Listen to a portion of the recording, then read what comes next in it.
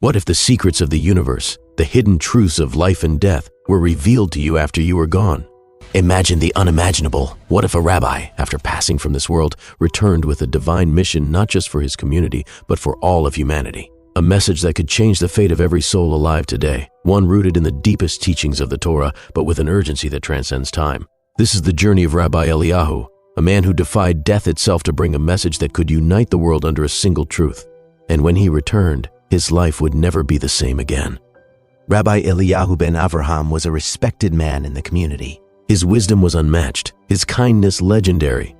People sought him out not only for his understanding of the Torah, but for the strength and compassion that radiated from him. He had lived a full life, dedicated to serving others, teaching the way of the Creator, and upholding the traditions of his ancestors. But on one fateful evening, after a long day of teaching and prayer, Rabbi Eliyahu collapsed. The heart that had once been filled with so much love and devotion faltered, and in an instant, he was gone. The community mourned deeply. They wept, they prayed, and they hoped that somehow Rabbi Eliyahu's spirit would continue to guide them. Yet, no one could have anticipated what was about to unfold. Rabbi Eliyahu's body lay in repose, but his soul had gone on a journey far beyond the earthly realm. When Rabbi Eliyahu's soul left his body, he found himself in a place unlike anything he had ever imagined. It was a vast, ethereal expanse, a realm of light and purity that seemed to stretch on for eternity. In the center of this realm stood a figure, bathed in radiant light, whose presence filled Rabbi Eliyahu with awe. The figure was none other than the voice of God, the Shekinah, the divine presence that had always been with him, guiding him, but now revealed in all its glory. "Eliyahu, my faithful servant," the voice echoed, warm and powerful. "You have been called to witness a truth that few have known, a truth that will change the course of humanity." Rabbi Eliyahu felt a shiver run down his spine. "What is this truth, my Lord?" The divine presence spoke again, a deep, resonant voice that vibrated with the weight of eternity. "The world is fractured, divided by hatred, misunderstanding, and fear. But the time has come for unity. The time has come for the message of the Torah to be seen not only as a guide for the Jewish people, but as a beacon for all of humanity." Rabbi Eliyahu was filled with both reverence and terror. He had spent his entire life teaching the Torah, helping his people understand the ancient teachings, but the weight of this divine message felt overwhelming. How could he possibly bring this message to the world? How could he, a simple rabbi, convince people to embrace unity in a world so fractured by division? "Your mission, Eliyahu, is to return to the world of the living," the voice continued, "but you will return with a purpose far greater than any you have known. You are to bring this message of unity to all people, Jews, Christians, Muslims, Hindus, and those of all faiths and backgrounds. The time for separation is over. The world must learn to love one another." Rabbi Eliyahu stood in stunned silence. The enormity of the mission was almost too much to bear. But the voice spoke again, gentle yet unyielding. "You are the one who will lead them to understanding. You will show them that the love of the Creator is not confined to one people or one faith. It is a love for all." As the voice faded, Rabbi Eliyahu felt himself being pulled back into the world of the living. His consciousness drifted back toward his earthly body, and in a moment, he opened his eyes. He was alive once again. The first thing he noticed was the light, an overwhelming brightness that filled him with a sense of peace. It was as though the light from the divine realm had followed him back, and now it illuminated every corner of his being. Rabbi Eliyahu sat up slowly, his mind racing with the memories of his journey. He knew without a doubt that he had been given a mission, one that could change everything. But as he looked around at the familiar surroundings of his study, he realized something else. He was no longer the man he once was. The teachings of the Torah had always been his guiding light, but now he understood them on a deeper level. He had seen the divine presence. He had stood in the very heart of eternity. And now he would bring that vision to the world. Rabbi Eliyahu's return to the world was not without its struggles. He faced skepticism from some members of his community, who questioned how it was possible for a man to return from the dead with such a profound message. "Rabbi, you are changed," they said. "You speak of things beyond what we know. How can we trust this vision?" But Rabbi Eliyahu knew in his heart that he could not keep the truth to himself. He had witnessed the divine vision, and the weight of the message was too great to ignore. But the more he shared the message of unity, the more opposition he faced. The divisions between different faiths were deep, and the world was not ready to hear that message of love. Despite the resistance, Rabbi Eliyahu knew he had to push forward. The people needed to hear what he had learned. The world needed to change. Rabbi Eliyahu's message of unity is something we can all embrace. If this story has touched your heart, don't keep it to yourself. Share the love, share the message of peace. Like, comment, and subscribe to help spread this divine word of unity so that we can bring the vision of Rabbi Eliyahu to life. Together, we can create a world that reflects the love and light of the Creator. Rabbi Eliyahu's message began to spread like wildfire, but it was not without its hurdles. The world was deeply divided, religiously, culturally, and politically. The divisions ran deep, often going back generations, each community holding on to its distinct belief system. Despite the universal message of love that Rabbi Eliyahu brought back from the afterlife, many felt threatened by his words. People were wary of his new mission. They asked, "Why should we embrace others when our faith has always been the one true path? Isn't it a betrayal to our ancestors?" Rabbi Eliyahu, standing at the pulpit of a packed synagogue one evening, was keenly aware of the skepticism in the room. Some looked on with curiosity, others with doubt, and a few with outright suspicion. He cleared his throat, his heart heavy with the weight of the divine message he had been tasked to share.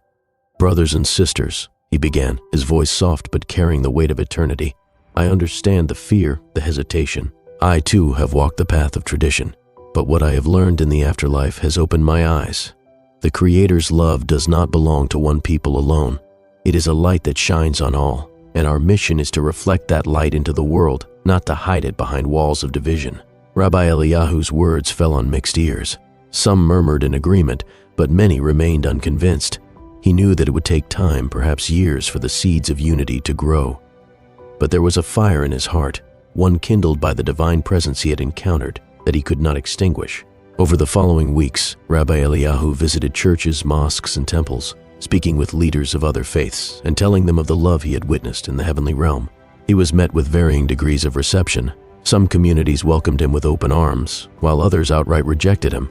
One day, Rabbi Eliyahu was invited to speak at an interfaith conference. It was a large gathering, with thousands of attendees from various religious backgrounds. The hall was filled with a sea of different faces: Muslims, Christians, Buddhists, and Jews, all there to hear what this rabbi who had come back from the dead had to say.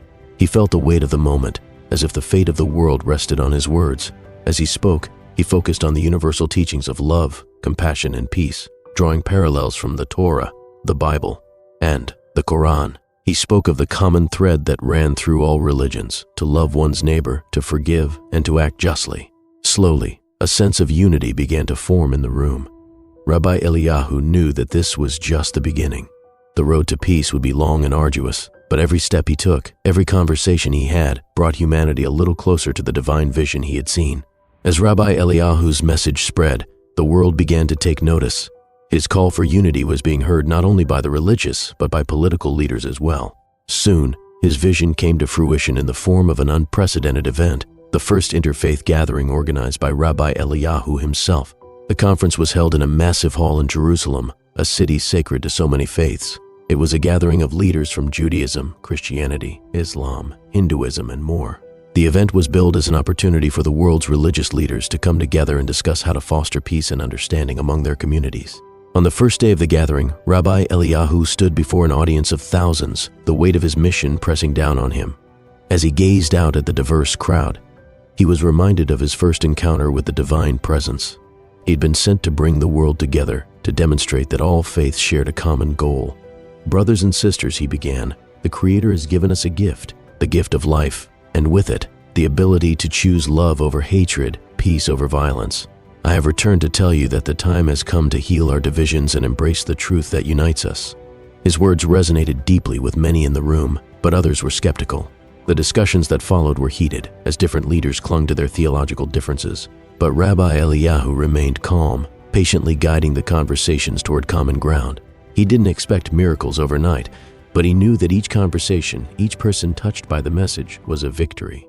By the end of the gathering, something remarkable happened. An agreement was reached to form a global interfaith alliance dedicated to peace. Rabbi Eliyahu's mission had taken its first major step toward realization. The world was beginning to listen. Despite the success of the interfaith gathering, there was still significant resistance. Many in the religious communities were not ready to accept the idea that their faith was not the only true path. Rabbi Eliyahu encountered opposition from fundamentalist groups within each religion, who felt that his teachings were a threat to their beliefs. One evening, Rabbi Eliyahu was invited to speak at a synagogue in New York City. As he entered the sanctuary, He was greeted by a large crowd of believers who had come to hear his message, but there were also a few who were there to challenge him. After Rabbi Eliyahu finished speaking, a man stood up in the back of the room. "Rabbi, you speak of unity, but what about the Torah? What about the chosen people? You cannot expect us to dilute our beliefs just to appease others. Are we to forget the commandments and laws of our ancestors?" Rabbi Eliyahu stood still, feeling the weight of the question. He knew this moment was coming, but he had to respond with grace and truth. "Brothers and sisters," he said, "the Torah is the foundation of our faith, and its teachings remain as relevant today as they were when they were first given. But the Creator's love transcends all boundaries. The mission I have been given is not to replace our faith, but to show the world that the Torah's wisdom is a light for all, not just for us. We are meant to share that light, not hide it." The room fell silent. Rabbi Eliyahu's words hung in the air, and though not everyone agreed with him, a quiet respect for his message began to grow. He had planted a seed, and now it was up to each individual to decide whether to water it. Rabbi Eliyahu faced days of doubt and confusion as he continued his mission. The struggle to reconcile the teachings of the Torah with his newfound understanding of the universal nature of God's love was a constant challenge. He found himself questioning the traditions he had held dear for so long. One night, after a particularly difficult day of challenges, Rabbi Eliyahu sat alone in his study. The Torah lay open in front of him, its pages worn with years of study. He read the words of the Shema, "Hear, O Israel, the Lord our God, the Lord is one." The words comforted him, but they also stirred something deeper within him. Is God truly the one for all people? Rabbi Eliyahu asked himself. As he pondered the question, he heard a voice, soft yet clear. It was the same divine voice he had heard when he first ascended to the heavenly realm. "Eliyahu, the Creator is one, but that oneness is not exclusive, it is inclusive. All are part of the one." Rabbi Eliyahu's heart swelled with understanding. The truth he had been sent to share was not one of division, but of inclusivity. It was a truth that transcended the walls built by human hands. He had a new clarity, one that would guide him on the rest of his journey. Armed with this renewed understanding, Rabbi Eliyahu took a new approach to his mission. He no longer tried to convince others to abandon their faiths, but instead, he urged them to see the common threads that ran through all religions. In each of his speeches, he emphasized the importance of empathy, compassion, and love. The Creator's love is for all people, regardless of their beliefs, their race, or their background, he would say. Our job is not to judge, but to love and understand one another. Rabbi Eliyahu's message began to resonate with more and more people. His teachings brought together groups that had once been at odds. Interfaith dialogue began to flourish, and with it, the possibility of a more peaceful world. As Rabbi Eliyahu's mission gained momentum, he realized that the changes he sought could not be achieved by individuals alone. He needed a global movement, a coalition of religious leaders, world leaders, and everyday people who were willing to embrace the truth of unity. He began working with political leaders, creating a platform for interfaith cooperation. He advocated for policies that promoted religious freedom, tolerance, and mutual respect. He called for the creation of a global peace summit where leaders from every faith could come together and discuss how to build a better world. As Rabbi Eliyahu's message of unity began to resonate more deeply with people of all faiths, there was a growing sense of hope that the world could be healed from its divisions.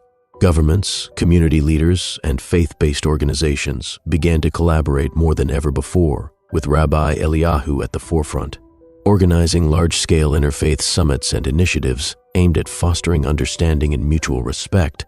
The media, once hesitant about Rabbi Eliyahu's mission, began to cover his efforts more extensively. Stories of reconciliation, compassion, and shared goals spread across newspapers, social media platforms, and television stations worldwide. The message that had once seemed radical was now becoming a global movement, a beacon of hope in a world too often consumed by division. At one of the largest interfaith conferences held in Paris, Rabbi Eliyahu was invited to address a gathering of religious leaders, human rights activists, and diplomats. The atmosphere was electric, with people eager to hear how they could contribute to a global wave of peace. As he stepped onto the stage, a hush fell over the crowd, and Rabbi Eliyahu knew that this was the moment he had been preparing for his entire life. "Brothers and sisters," he began, his voice steady and resolute, "the Creator has shown us the way to unity. It is a way of peace, of love, and of forgiveness. We are not separate people divided by borders and beliefs, but one global community bound by the same divine truth. Let us work together to heal the wounds of the past and create a future where no one is left behind." The room erupted into applause. But Rabbi Eliyahu knew that true change would require more than just words. It would take action. It would take people of all backgrounds coming together to tackle the issues that had plagued the world for centuries. And so, the groundwork was laid for a new global movement, one that transcended religious, cultural, and national boundaries. While the leaders of the world gathered in places like Paris, Geneva, and New York, Rabbi Eliyahu knew that true change would only come if ordinary people embraced the message of unity. He began to travel to communities across the globe, meeting with everyday individuals who were struggling with their own divisions and prejudices. In a small village in India, he spoke to a group of farmers who had been battling for generations over water rights. Their divisions, once thought to be unbridgeable, were healed when Rabbi Eliyahu shared the story of the Good Samaritan, how a man from a different background had shown kindness to someone in need. In South Africa, he met with a group of young people who had grown up in the shadow of apartheid. He listened to their stories of pain and struggle, and together they discussed how the lessons of forgiveness in the Torah could help heal the deep wounds left by a history of racism and inequality. As he traveled, Rabbi Eliyahu witnessed firsthand the transformative power of empathy and understanding. People were beginning to see each other as human beings, not as members of competing tribes or religions. And in doing so, they were beginning to build the world that the Creator had always intended. Rabbi Eliyahu's efforts were not without resistance, however. There were still those who clung to their old ways of thinking, who saw his message as a threat to their power and influence. Yet Rabbi Eliyahu remained undeterred, knowing that the path to peace was not an easy one, but that it was worth every sacrifice. One day, Rabbi Eliyahu was invited to speak at the United Nations, a rare honor for any religious leader. The room was filled with diplomats from every corner of the globe, each representing a different country, culture, and belief system. As Rabbi Eliyahu stood before them, he couldn't help but reflect on the journey that had brought him to this moment. The weight of the task at hand was not lost on him. He knew that in this room, decisions were made that could impact the fate of millions of people. Yet, he was filled with an overwhelming sense of peace, knowing that he had been sent to bring this message of unity to the most powerful people in the world. As he began to speak, Rabbi Eliyahu felt the presence of the Creator fill the room. His voice was calm, yet it carried the weight of centuries of wisdom. "The time has come for us to stop seeing the world through the lens of division," he said. "We must come together not as representatives of countries or religions, but as human beings who share this fragile planet. Only then will we be able to address the crises that threaten our very existence." The audience listened intently, and many nodded in agreement. It was clear that the seeds of change had already been planted. Rabbi Eliyahu's message was no longer just a religious call. It was a global call to action, one that transcended borders and beliefs. The days following the speech were filled with intense discussions among world leaders. Slowly but surely, alliances were formed, policies were adjusted, and global cooperation on issues like climate change, poverty, and human rights began to flourish. The world was changing, and Rabbi Eliyahu's message was at the heart of that transformation. But as the world began to embrace the idea of unity, a final challenge awaited Rabbi Eliyahu. A violent political upheaval in a distant country threatened to undo all the progress that had been made. People were once again turning against one another, dividing along ethnic and religious lines. Rabbi Eliyahu knew that he had one last test to pass. He had to find a way to bridge this gap, to remind people of the message of peace and love that he had spent his life spreading. And so, he returned to the front lines, not with words of condemnation or division, but with a message of hope. He met with leaders from all sides of the conflict, listening to their grievances and offering solutions based on the teachings of the Torah, the Bible, and the Quran. Slowly but surely, the fighting began to cease. People started to recognize their shared humanity, and once again, Rabbi Eliyahu's mission was proving to be transformative. But even as peace settled in this region, Rabbi Eliyahu knew that his work was far from over. The road to true unity would require constant effort, but he was willing to walk it, knowing that he had been sent by the Creator to heal the divisions of the world. Years passed, and the world Rabbi Eliyahu had dreamed of was slowly becoming a reality. While there was still much work to be done, the foundations of peace, unity, and understanding were being built every day. Rabbi Eliyahu, now an old man, sat on the steps of a synagogue in Jerusalem, reflecting on the journey that had brought him to this moment. He thought about the interfaith gatherings, the speeches, the difficult conversations, and the lives that had been changed by the message he had shared. The Creator's vision of a united world was no longer just a dream. It was a living, breathing reality. As Rabbi Eliyahu looked up at the sky, he felt a deep sense of gratitude. He had been chosen for this mission, and now, as the world moved forward, he knew that his work was complete. But the mission was not over. There would always be more to do, more hearts to heal, and more bridges to build. If you believe in the power of unity, love, and peace, take a moment to share Rabbi Eliyahu's story with the world. Like, comment, and subscribe to continue the movement he started. Together, we can build a world where all people live in harmony, embracing one another with open hearts, no matter their faith, background, or beliefs.